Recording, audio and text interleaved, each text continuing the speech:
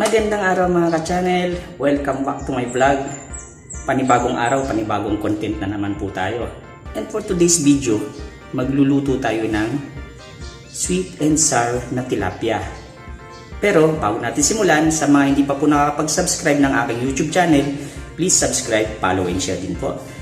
At pakipollow na rin po ng aking Facebook page.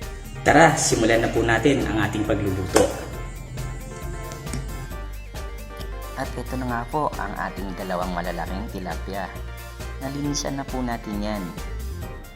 At i-ready na rin po natin ang ating gagamiting mga panangkap. Andyan po ang ating luya, bell pepper, sibuyas, bawang, seasonings, daon ng laurel at paminta. Andito rin po ang ating carrots.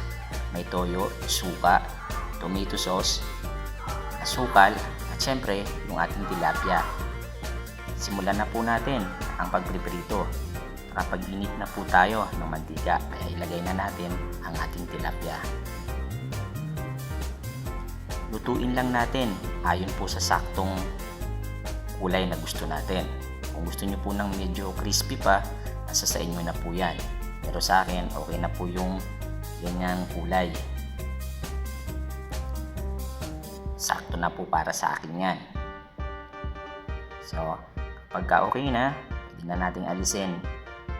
At isunod naman natin yung isa pang tilapia. Dahil dalawa nga po yan. Okay? So, ayan. So, ganun lang din po ulit hanggang maging brown na po ang kanyang kulay. Set aside na muna natin kasi magluluto naman tayo ngayon ng pinaka-sauce niya. Okay, mag-gisa na po muna tayo. Lagay natin yung mantika. At isunod na ang bawang, ang luya, at syempre ang ating sibuyas.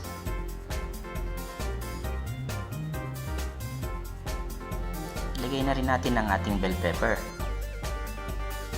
Tapos, sunod na rin po natin ang ating carrots. Gisa-gisain lang po natin yan. Lagyan natin ng toyo.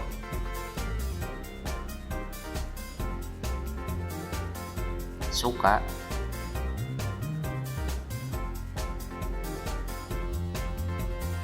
At ang ating seasonings, paminta, at yung daon ng laurel. Lagyan din po natin ng tubig.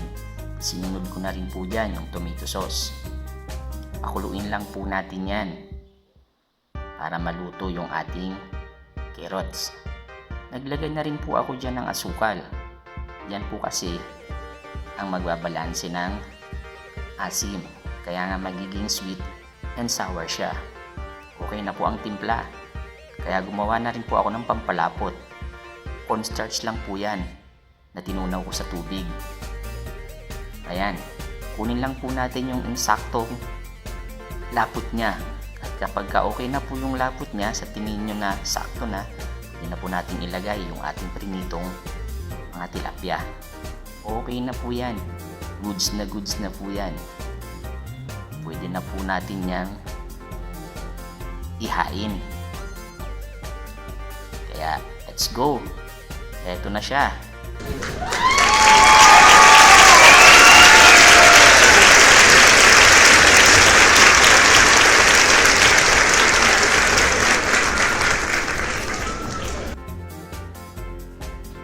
Isang masarap na kainan naman ito. Tara na guys, simulan na natin ang tikiman.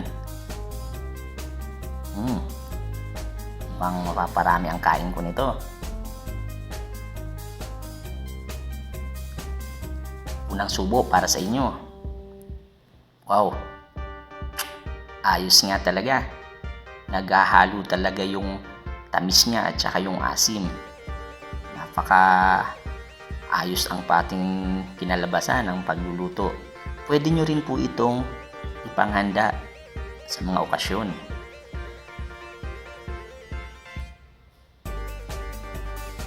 Maraming salamat po sa mga nanood ng ating video.